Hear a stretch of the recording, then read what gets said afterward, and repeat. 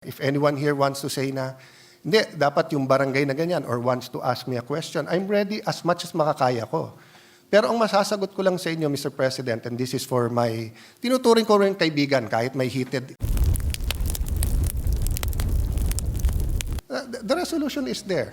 Di ba? Nakiusap na lang at sabi nga ni Minority Leader, please make it brief for a simple reason. I think the Minority Leader and Senator Risa are up, 5, 6 a.m. sa dami ng papeles. They usually go home from session 8, 9 p.m. They have early hearings, but they're here. Di ba?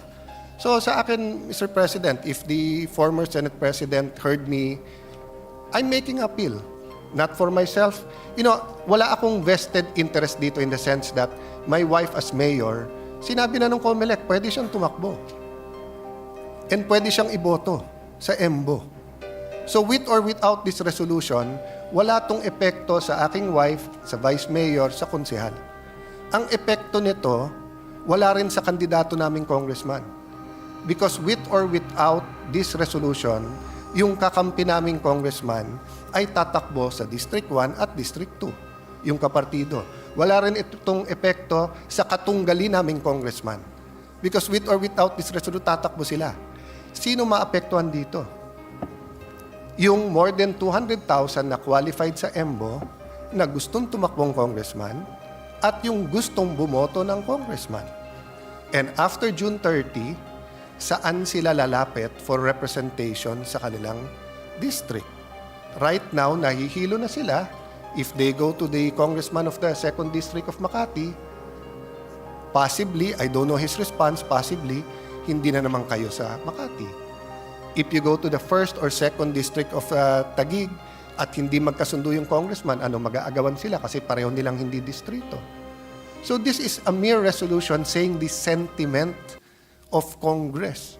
If anyone here wants to say na, I disagree, okay lang. If anyone here wants to say na, hindi, dapat yung barangay na ganyan or wants to ask me a question, I'm ready as much as makakaya ko.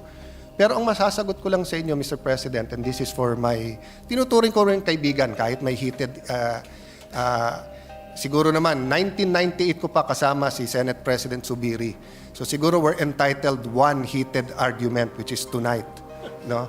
Kasi 1998 ko pa naman siya. Madalas, magkaiba kami ng stand, pero hindi naman kami nagkakainitan. So if you're apologizing for raising, I also apologize for raising my voice, my friend. But you know, if this was Bukidnon at hindi sila makakaboto, hindi sa i-give ko lang sa iyo eh. I'll stand there, I'll listen to you, I'll even help you kung hindi mo kasundo si Nancy. But yung nangyari tonight, I mean, ikaw na magsabi, di ba? I mean, you could have said 1 minute suspension, usap tayo. But yun nga, I mean, wala naman akong choice eh. If you guys want to wait for tomorrow, but if something happens tomorrow, di ba, what do I tell the people of Embo? Sorry, hindi kayo pwedeng tumakbong congressman kasi walang ginawa ang Senate. 'Di ba? Ang House are ongoing pa. Nandun si Mayor Cayetano together with the other officials of Taguig. Precisely nga, we don't want to wait till the last minute. I mean, I wouldn't risk anything that important to you, brother, to the last minute. So, kung merong kang pagtingin sa matagal natin pagsasama, let's debate on other critical areas that we really disagree. Eto naman, kahit tignan mo ng mabuti, there's nothing hidden there. There's no hidden agenda. Una-una kung hidden agenda, tinago namin yan. Please take a look at the resolution. There's nothing there which isn't quite clear, factual, you can get from any website, di ba? But, you know, let me just extend ng konti, ha? We treat it as a bill. You call all the barangays. You call the COMELEC. They'll tell us everything we want to know na. We prefer a 3rd district. Gusto namin sa Taguig 3rd district. Bakit hindi? Madadagdagan kami ng congressman. Ang problema nga, may moratorium at hindi na aabot ng October 1 to 8. Di ba? Oh. So, what's the other option? The other option for us now is wag silang pabotohin. That will be the first time in Philippine history na meron taong bawal bumoto sa kanyang Congressman. Meron nga tayong bill na yung overseas voting, payagan na rin sila sa local eh. Kasi sa ngayon, di ba, President, Vice President at Senators yung absentee voting. May bill nga tayo na pabotohin sila. Eto na sa Pilipinas eh. Hindi makakaboto. It's not your fault, it's not my fault, it's not the Binay's, it's no one's fault because yung timing and circumstance ng Supreme Court decision and yung pleasure ng House na wag magdagdag ng miyembro. Some of them feel we're an exceptional case at dapat payagan. Hindi namin brinaso yon. And even if hindi, kung kusa sa loob nila magpasa ng 3rd District, hindi na kaya in 1 week. What will we do? Pipilitin natin by December or January na magpasa ng 3rd District. In the meantime, all the candidates in that area will know what to do. There will be no discussion on the issues, whether local or national. Diba? So, yun naman sa akin, no? Na I leave it to the pleasure of the former Senate President and gentleman from Bukidnon, no? If you ask me, ako'y nakikiusap, ipasa na natin. Since walang masasaktan dito. Kung may makita kayong masama tomorrow, you can move to recall it. And the other members will be here. Oh.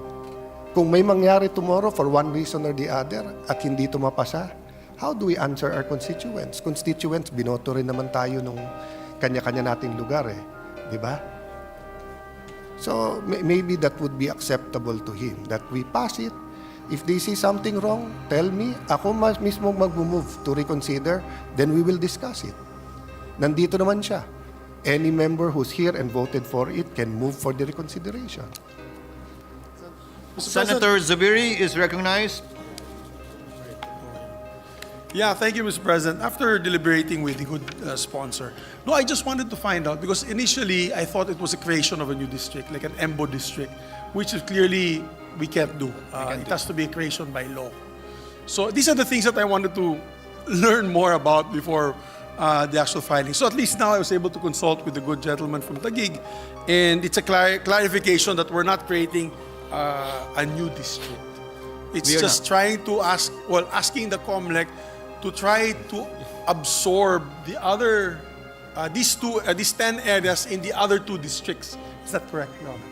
So, Is that correct, Senator Cayetano? Yeah, it's correct, Mr. President and former Senate President, na as I said, no, we're trying to make the best of a very bad situation. In one sense, they're not part of the 2nd District of Makati, but they're also not part of any other district, and there's no time, and we're not sure if a 3rd district. So what we're saying lang is ipasok sila proportionally and contiguously to the existing District 1 and 2 of Taguig. And since the House have a present representative of District 1 and 2, then if they pass it, then now you will have the City Council, the House, and the Senate just giving the COMELEC a sense na dapat pabotohin sila. with that explanation, Your Honor, Mr. President, and knowing fully well that this is a resolution, it's like a sense, ika nga, ng Senado, a sense of Congress, because it's a concurrent resolution. Then I actually did not interpose any objections, Mr. President. I just wanted for the good gentleman to clarify with me what this concurrent resolution is all about. That's all, Mr. President. Sir And President. I interpose no objection. Sir President, just for the record, sa elevator lang nagyayabang ako sa staff ko. Sabi ko, sa lahat ng Cayetano, ako pinakamalamig ulo. Kasi mainit na ulo ng ate ko kanina. And yung dalawa kong kapatid, madali ding uminit ulo. And then uminit ulo ko ngayon. So I apologize to everyone, and including Senate President Zubiri. Technically, may excuse ako kasi I'm on steroids dahil hinihika ako ngayon. But it's still no excuse. So pasensya na kayo. Me also, I kung apologize for my nagka- behavior, Mr. President. I mean, we've known each other since 1998. We have together known with each the other good Senate since President. 1998. Yeah, so... And while we're in the spirit of asking for apologies, Chair would also like to apologize for the lateness of the hour. Yeah. So with no objections Yes. from Senator Zubiri,